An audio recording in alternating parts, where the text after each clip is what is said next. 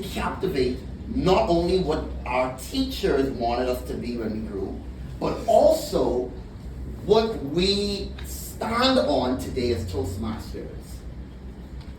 Take a moment to consider this. I want you to look to someone in the room. And I want you to repeat these words from Shakespeare and Hamlet when he said, to thine own self, be true. Go ahead, tell them. To thine own self, be true. I want you to look to someone else. Look at someone different. And I want you to say, let your yea be your yea. Let your yea be your yea. And your nay be your nay. And your nay be your nay. Now, several times we don't even consider what those words mean. We just say, you know what, if you say yes to something, you do it. And you say no to something, then you don't do it. But you stand on your word. But keeping your commitment goes even further than just standing on what you say.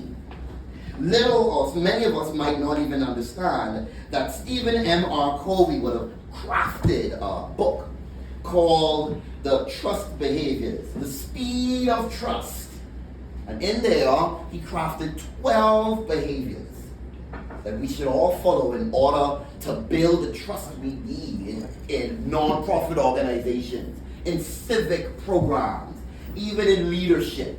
And number 12, the biggest one, can you guess it? The biggest one, keeping your commitment. Your ability to lead hinges on your ability to keep your commitment. Can I go a step further? Your ability to perform your role as an advanced club hinges on your ability to keep your commitment. Look at someone else and ask them, can you keep yours this year? No, find out what the answer is. No. Head answer. Yes? Yes. Can you keep yours this year? You gotta keep yours. Michael Hyatt said the strength of our relationships is measured by how much people can count on us. Ask the person again, can people count on you? Yes. I hear the response. Yes. Sure enough. Sure enough, they should. Yes, we want to ensure that our word is our bond. But at the same time, can people look at you and see, not just hear, but can they see that you are a person that keeps your commitment? Can they look at you and say, this Toastmaster I can count on. This executive officer I know I can depend on. This advanced club, they stand on what they say. And so they can do it. And so I believe it. Interestingly enough, when you keep your commitments, you build trust. You garner influence and you make an impact. I was so interested when I first came into the Toastmasters program on the concept of an advanced club. I always kept asking people, what's the difference between a Toastmasters club and an advanced club? They participate in singing speech contests like the rest of the clubs do. They attend the same TLI sessions like the rest of the clubs do. They submit and push for the same goals of the Distinguished Club program like the rest of the clubs do. So, what's the difference with an advanced club? Toastmasters website gave me my answer a while back. And it said a Toastmasters advanced club with an advanced charter is made up of individuals, Toastmasters, who have met a level of achievement in education or leadership. Maybe they're all distinguished Toastmasters. Maybe they've all completed at least 3 levels of pathway. Maybe they've all served as presidents of clubs. But they've all made some level of achievement in the Toastmasters program. As a result, the advanced club would then be focused on garnering advanced skills, hearing advanced presentations, providing its feedback from experienced Toastmasters in the field. Am I right? Correct. Okay. And so with that scope being the premise, you have an identity. You have an image. And now, in 2024, you are tasked to not only step into the role of executive leadership, to not only commit to this purpose of who you are as an advanced club, but to keep your commitments to your goals and your image and your influence to the rest of the clubs in the Bahamas. Ernest T. Strawn is the only advanced club in these shores. And this means that there's so much more on your shoulders. We look up to you. Yes, I look up to you. I look up to you. All of the other clubs look up to you. And so we consider you to be the emblem of what I was speaking of when I was running for this position. Seafood, being masters in the field. Do you have the ability to keep your commitment so that you not only build trust to the other clubs, but that you can also influence the other clubs and you can also bring forth an impact? Can I remind you that when you don't keep your commitments, that you ruin relationships? Can I remind you that when Distinguished Toastmaster Anson Munnings goes to Distinguished Toastmaster Margot Adderley and says, I need $1, and Distinguished Toastmaster Margot Adderley says, sure, I'll bring it tomorrow, and she doesn't bring it tomorrow, she lets him down.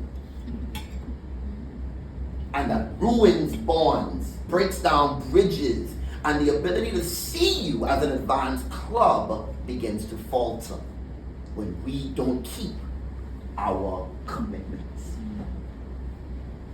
Your topic is poignant today, and so I want to challenge you with, these are the words of, I love to quote these words from the first Spider-Man movie. With great power comes great responsibility. You may have heard it in another scope. To whom much is given, much is required. So the pressure might be a little tall, but I believe in the members of Ernest T. Strawn Advanced Toastmasters Club. I believe in 7108.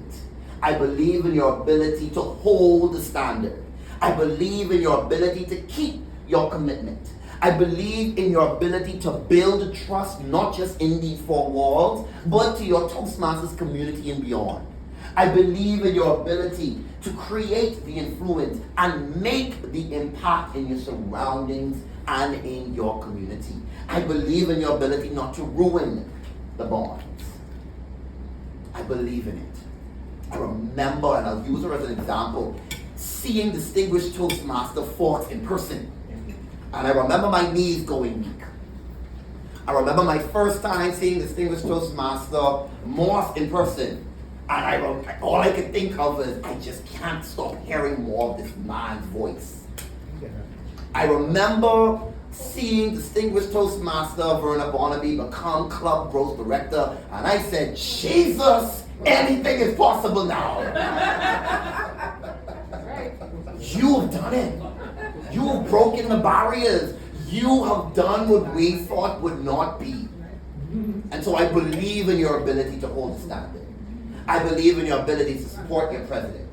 I believe in your ability that as you continue, you're not just operating from an image, but you're making an impact. Because you keep your, say it with me, you keep your commitment. And so I remind you of the words of Ephesians 2:10 from the New Living Translation. For we are God's masterpiece. He has created us anew in Christ so we can do the good things He planned for us long ago. It's in every one of us. You are a masterpiece. We all are. That just makes the responsibility on your shoulders just a little bit more heavy. But you are not alone. As Toastmaster Charlie Thompson would have noted, and as you would have heard, ever since we started this Toastmasters year, you have support. And as I've heralded throughout this speech, I believe in Ernest T. Strawn. Reach out, say something, we are here. And I continue to look up to you. And I want to thank you for the 24 years and more excellence of commitment, of service, of help and support, and leaving an image that so many Toastmasters like myself can look up to. It's my hope to one day step into these halls as a member. See the treasurer? You'll be a member today. Say less. And to see so many others join. Not because they see a group of uppity people, because that's not who Ernest T. Strong is. But we see a group of people who are dedicated to garnering advanced skills in the members and continuing to grow. What happens after you become a distinguished Toastmaster? That's what we're doing here. That's what I believe in you for. And I'm so happy to see more of it coming in this year. So to the executives and to the Toastmasters and the distinguished Toastmasters in the room of Ernest T. Strong, I want to thank you. You are declaring your identity and purpose, and you're prophesying your influence and your impact when you sing that song. You are a promise. You are a possibility. You are a promise with a capital P. You are a great big bundle of potentiality. Thank you so much, and I look forward to the excellent